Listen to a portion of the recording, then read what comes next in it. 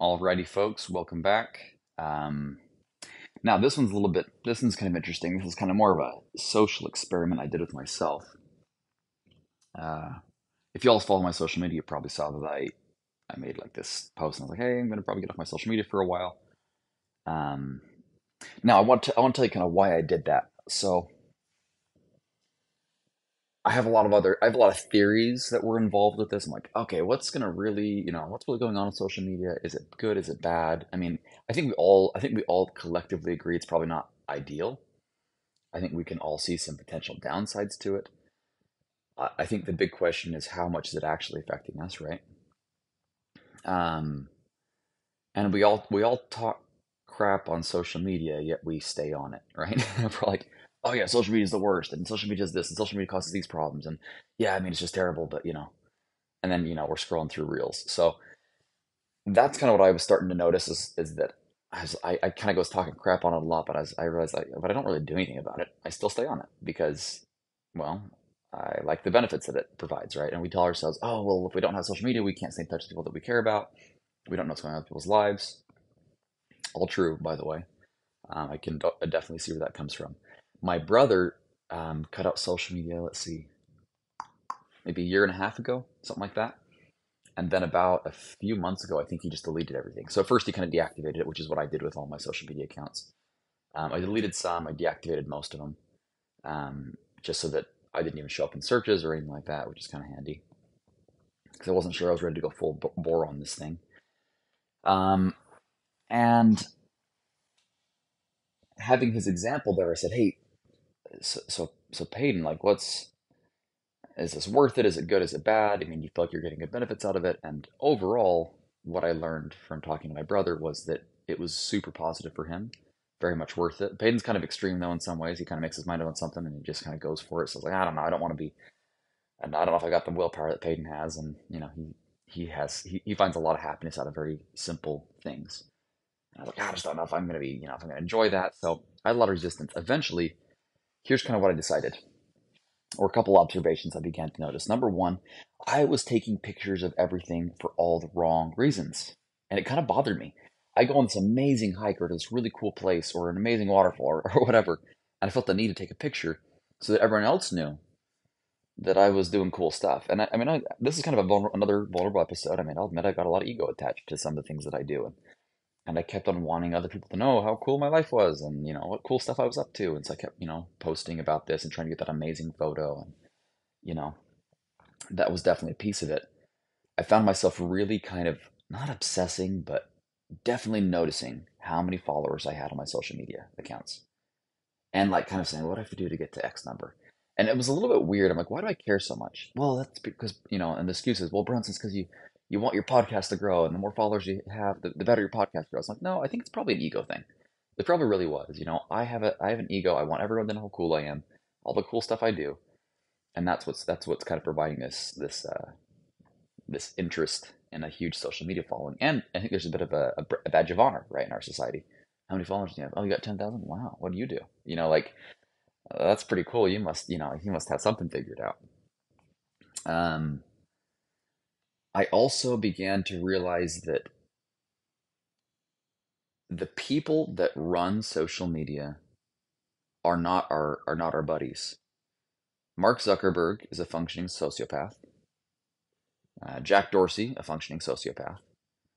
Um, a lot of the social media accounts were designed by sociopathic personalities who genuinely, I think, get a bit of a high off of controlling people. This is my radical opinion, but I do not think that they are our friends.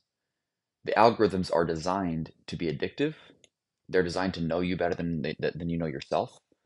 They're designed to get so dialed. I mean, yes, it's to make money, but I do think there's another piece of it.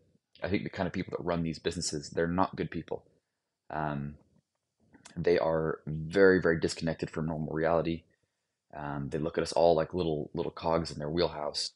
It kind of started to bother me a little bit. I'm like, I don't really want to be Zuckerberg's, you know, little pawn that he gets to move around and he's got all this data on me and he try to uses it to manipulate and control me, which is really what goes on. I mean, through ads and everything else. I mean, they know you pretty well. The algorithms are pretty impressive about how much information they can collect from you. So that started to bother me quite a bit. Here's another piece with my dating life, and this is I included this with dating apps, by the way.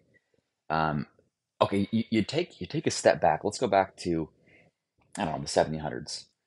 What would happen is you were born in a town, and you probably knew like one or two people that were your age that were the opposite sex, right? Maybe. I don't know. It depends probably. I mean, if you live in New York City, even back then, you probably had a few more options, but we really didn't have a lot of options. So as a result of that, we didn't just go around making out with people. That's probably one thing that in the Idaho Utah culture is still pretty common. The other part of it too was that you didn't have the attitude of I don't know uh, lack of effort because there were so many options. So today, here's the problem with I think dating apps. And this is kind of a bit of an aside, but dating apps essentially teach us that there is always 10,000 other options. It's good to know that there's a lot of fish in the sea so you don't get hung up on the wrong person. I agree with that. However, that's not a problem that we face in our society. What goes on is that you go meet someone on a dating app and you go on a date. And this is the same problem at BYU Idaho, BYU Provo, a lot of schools. You go on one date and things don't go perfectly. I'm going to move on because this guy seems desperate and needy and he's going to probably spend more money. You know what I'm talking about? Like, or this girl is, yeah, she's all right, but I've got five other girls that I could go with right now. I mean, I've been messaging them, I'm in their DMs or whatever. So we have this different perspective on dating generally because we look at there's always another option. So you don't put real effort into getting to know somebody. You either blow your socks off on date one, or you just move on. And I think that kind of breeds a bit of a narcissistic approach towards dating generally. We look for almost shallow qualities, things that really impress us, things that excite us right off the gate. I'm talking maybe from my own experience, but maybe it sounds familiar to you as well. So I cut out dating apps. I'm like, I don't want to have this screwing with my brain either. It's also a little weird how beauty standards have changed.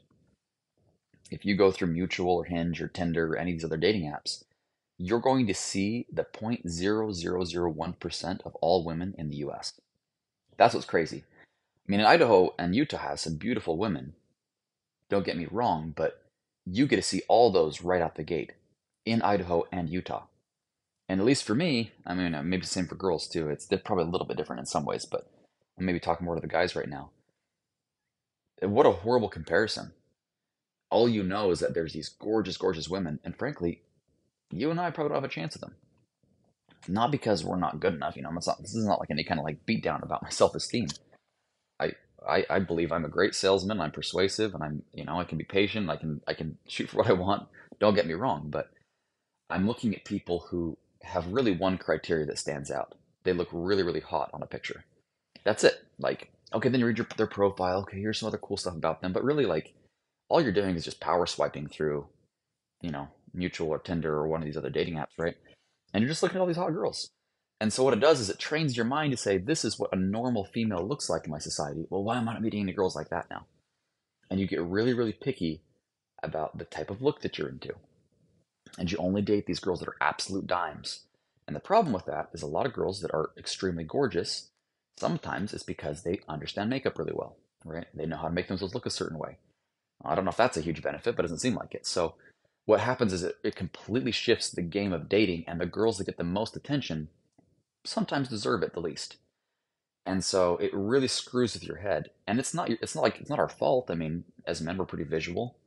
And if all you're seeing all day every day is all these gorgeous, beautiful, exotic looking women, how on earth would you ever be happy with just someone who's very pretty, right? No, I can do better than that. I can do better. There's so much prettier girls out there. I'm seeing tons of them. I just have to find one of these kind of girls, right? It's like, no, but you're seeing the 0.001%. And on top of that, how you look on social media and how you look on a dating app is probably very different than how you look in real life. I mean, I could tell you a handful of catfishing stories where the person that I went on a date with did not look remotely like the person in those pictures. So that's the problem too, is that it can really screw with your head. So that's kind of some of the main reasons I decided to make this jump. I was like, all right, let's just try this out. Um, Let me tell you about the results. So before this sounds really, really bad, by the way, but I was spending somewhere around 20 hours a week on social media. Now, before you freak out, Part of that was for work, and part of that was for some other projects I was working on. But I can confidently say that at least 10 hours a month or a week were being spent just wasting time on social media. And I'm like, how does he even have that kind of time? Well, it's amazing. Like, if every time you're bored, you pull out your phone and you stay on it for 30 minutes, it's pretty easy to log 10 hours a week. That's more common with people my age probably than the generation or two older than me. But I was blown away by the amount of time I was spending on social media. And part of it's because the algorithms are so well dialed to entertain you. They really do dial into exactly what makes you tick. Um, so here's what happened to my time spent on social media was it went from 20 hours a week on social media to zero because I cut it all out. My overall time on my phone was some weeks literally 30 hours. And this again, it wasn't phone only, it was phone, iPad, all my devices collectively. A lot of that was work involved. But my time on my phone was, yeah, 30 hours sometimes. And now my average per day I think is 2 hours, which is almost exclusively work. And a little bit of like, Googling things that I find interesting. But yeah, that it completely changed the amount of time I spent on my phone. And for the first, I don't know, maybe 2 weeks, I pulled out my phone every 10 minutes and would scroll through where my social media app icons used to be. Oh, close it out. I mean, to have it, it happened like sometimes every like half hour. There was a lull in the conversation. I'm dry, I'm waiting for someone somewhere. Just whatever happened, any kind of moment of boredom, instantly knee-jerk reaction. Pull out your phone, just see what everyone else is up to. Here's the thing I didn't expect. Within about 2 weeks, and I should also tag on here. I didn't just cut out social media. I actually cut out dating completely. Um, and I'll go into that just for a second here. I was finding that dating for me was less about finding someone to marry and more about a dopamine rush. And this is very much just a me thing, by the way. This is not anything I'm endorsing for others necessarily. I had some thoughts on it, but I was going on dates primarily because I just wanted someone that provided me with some kind of like stimulation, right? Just something interesting, something, potentially exciting. Every time I went to an event, I'm like, oh, I hope there's a cute girl here that I can kind of flirt with, right? And it really affected me quite a bit. I found that a lot of my time was being spent chasing women on social media or on dating apps or whatever else. And it was wasting a tremendous amount of my time. And just even like scrolling through pictures of girls on these dating apps and just being like, okay, well, who's cute in this area? And it really was involving so much of my headspace. It really bothered me. It's like, we're just gonna cut it out for a while. And some people would think that's maybe unhealthy because how are you supposed to find a wife if you don't date? How are you supposed to know what you like? Well, I'm 27 years old. I've been dating for a long time. I already know what I'm looking for. It's not a question of having not gone on a lot of dates. I've gone on a lot of dates. So that's why for me it's like this is redundant activity. If I find someone that I really, really like and we can have a friendship for a while, then I'll pretty much ask her to date me, right? I'm not gonna ask her on a date and see how we get along. It's just not vibing for me what I want to do right now. So that was the approach that I took. Really was very beneficial for me. And the cool thing too is it really improved the relationships with the females in my life. I began to I had more headspace to invest in my friendships, and so I had all these other lady friends that I would spend time with, and I'm like, yeah, I'm not here to date anybody, and I'm not here to kiss anybody, I'm not here to flirt with anybody. So what I would do is I just invest in them as just as friends, and it really improved a lot of my friendships in my life. So instantly, going back to the overall results of what happened here, instantly massive increase in happiness. That was the most prevalent thing that I noticed. And I'm not going to say, oh, I think I'm a little bit happier. I'm talking, I was 3, 4, 5 times happier day to day than I was before, shockingly. And actually, I can say that I think I've sensed this decision. And there was other things that were involved, by the way. There's a lot of things, and I really got into meditation. I really got into some other things that were very healthy. I cleared out some things out of the closet that had been bogging me down, and I can say that I'm enjoying the happiest I've ever had in my life. I'm pretty sure. At least I can't remember a time that I've been more happy. It's not like a exuberance that I'm experiencing all the time. It's just I'm at a level 6, level 7, almost always. I don't get blue. I don't really get sad. Not very often, anyways. I just kind of am just like a level contentment with my life. Um, I think what's happening largely is I stopped comparing myself. Here's kind of a crazy thing that happened. So, um, I was in Cancun on a whim, out of nowhere, just bought a flight, found a flight for like 100 and I don't know, it's like $120 round trip out of Texas.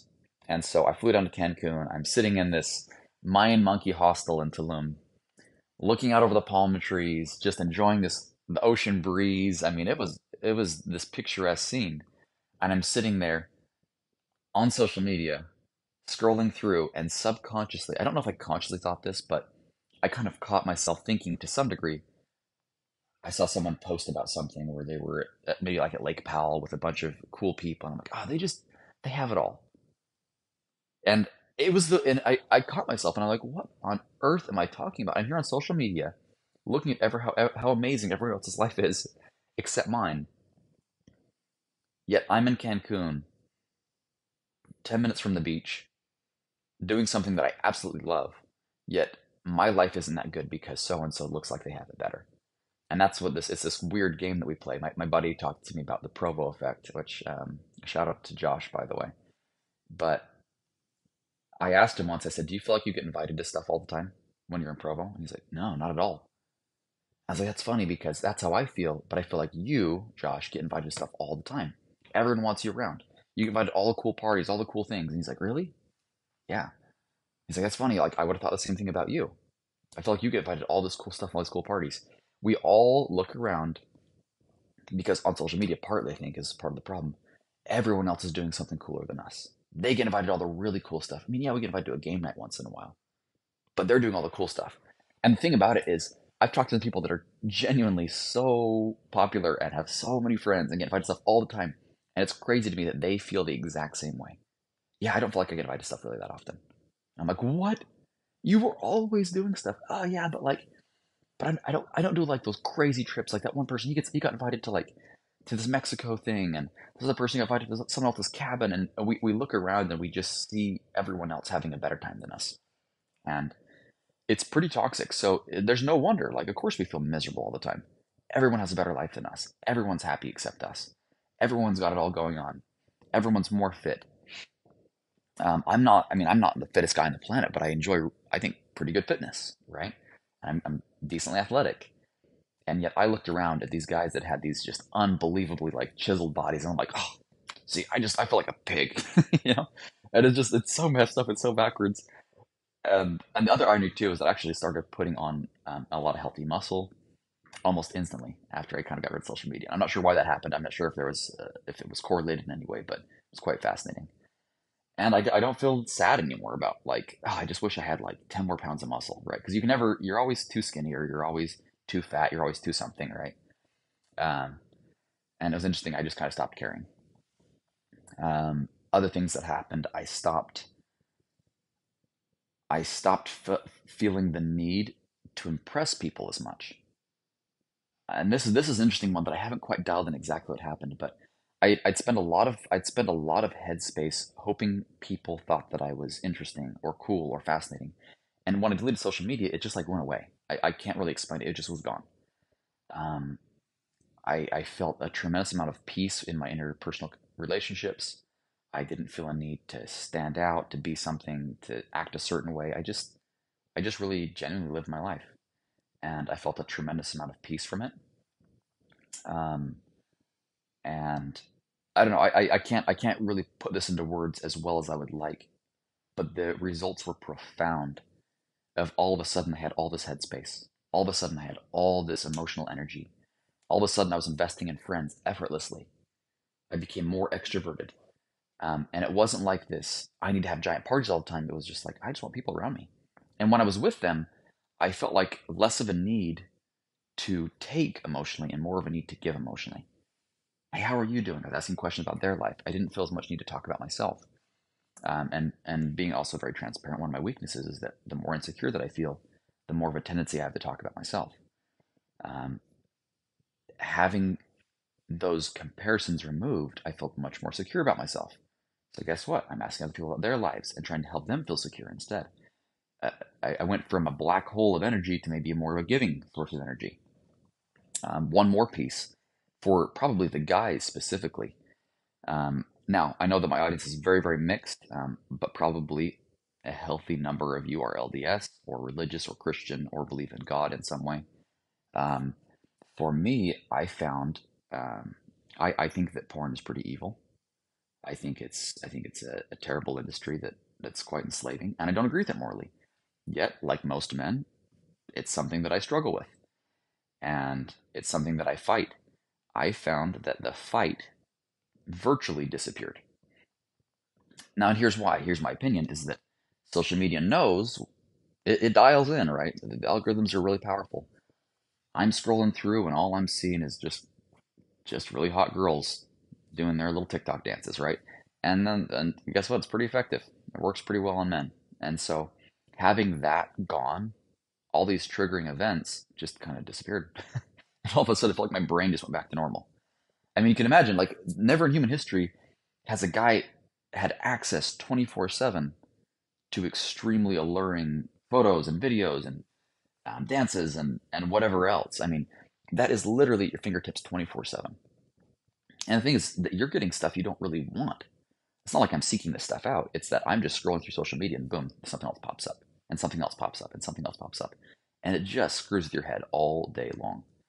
And it takes a tremendous amount of willpower to not stop and stay a while when these photos, videos, TikToks, whatever pop up into your feed. So I'll think most of the guys, maybe some of the women here, are like confused about what I'm talking about, but the guys, probably, I'm sure that almost every guy here understands exactly what I'm talking about. It completely transformed this experience for me. And some of these like temptations, you might call them, or difficulties, or whatever, completely changed it. I can't even explain how radical the difference was. Um, and I found myself less looking for a dopamine rush from women and more looking for connection. That's one that was really interesting as well. I think a lot of single men especially understand this, that sometimes you're just looking for someone that you just want to spend the rest of your life with, and other times you're looking for someone who's going to be just interesting, or a good makeout, right, or whatever. I mean, and that's the reality. I think it's kind of the elephant in the room for a lot of us, that people don't like to admit that that's a motivation of theirs. But guys and girls, I think it's pretty common. Um, Other things that I realized too. Well, this is kind of a quick aside, but like a lot of these social media apps, they really are quite evil in many ways. And one of them, like TikTok, for example, is a quick aside. I've heard is increasing the prevalence and the acceptance of pedophilia.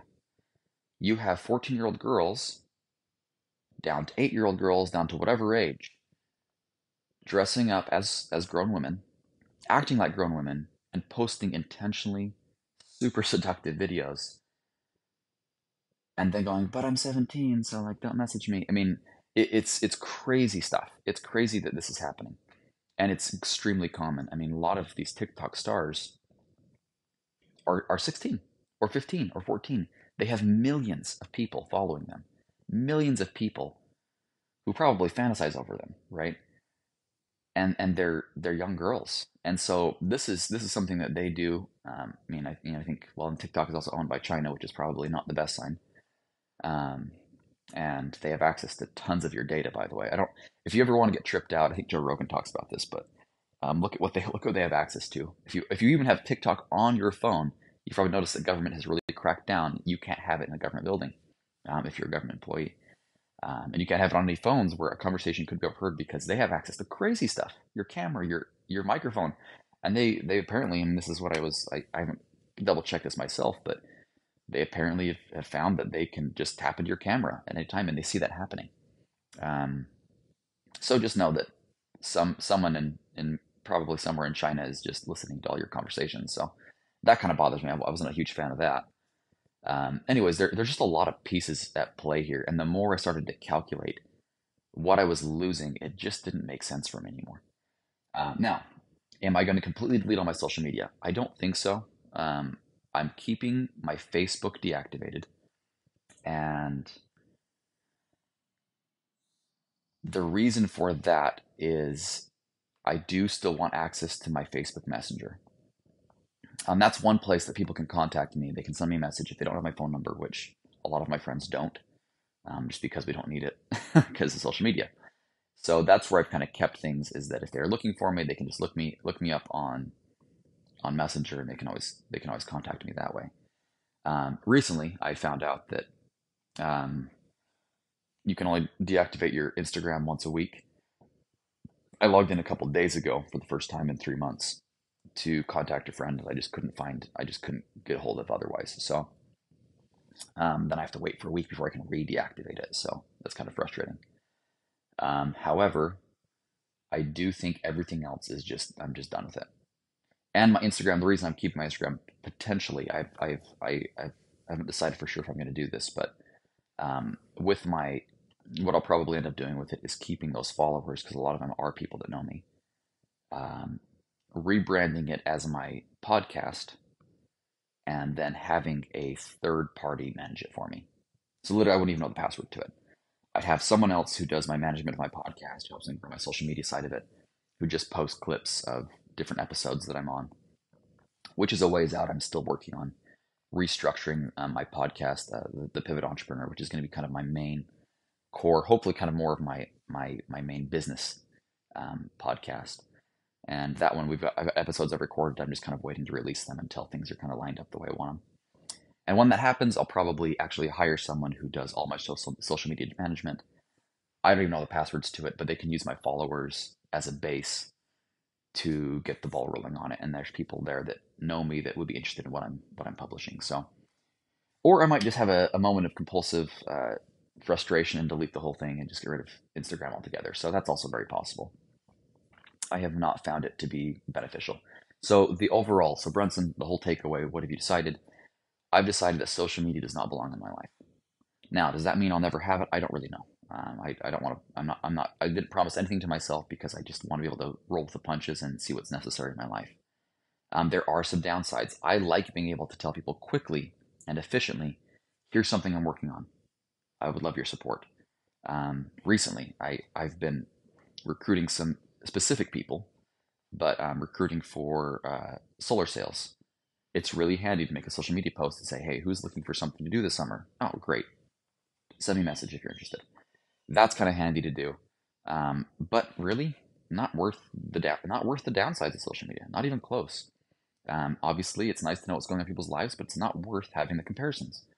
And I'd rather just have a good conversation with them, because when you talk to someone about it, I think you feel way less. Um, you feel way less comparative. I go talk to a friend and say, "Hey, how's your life?" It's good. Ups and downs, kind of struggling here, kind of struggling here. But I had this really cool Lake Powell trip. Well, before I would have just assumed their life was perfect and they just had a Lake Powell trip. But instead, you get to actually have a human to human interaction. You talk to them, you get to know them, you figure out who they've become since the last time you talked. It's so much more fulfilling. And I leave personally walking away feeling charged, feeling better about the way my life is going, as opposed to they've got it all figured out. They have all these friends, everything's perfect in their life, and mine sucks. And I think I didn't realize how much it was affecting me until I actually got rid of it. I think that we talk about that a lot. Oh yeah, it creates comparisons, and I really thought it didn't for me. I was like, oh, it doesn't really affect me. Like, I don't think I live a really happy life. It doesn't affect me, but it totally did. Because the day that almost within a week of deleting it, I just was tremendously happy all the time, and didn't feel a need to like keep up with the Joneses. So, anyways, so those are some of my thoughts there. If you're thinking about deleting social media, I'd say just, yeah, go deactivate everything. Give it a couple months. It's not going to hurt you. And everyone always thinks that they're like giving up their right arm, but you're really not. I mean, it's very much a mind game that we play. Like, why do we cling so tightly to social media? Well, I I really like it. And I've asked my friends, why do you keep your social media? Why? Well, I just feel that they're just kind of talking out of their butt. It feels like all the time.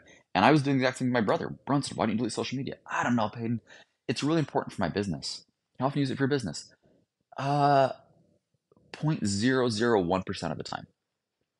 The bottom line is I want quick, easy dopamine access.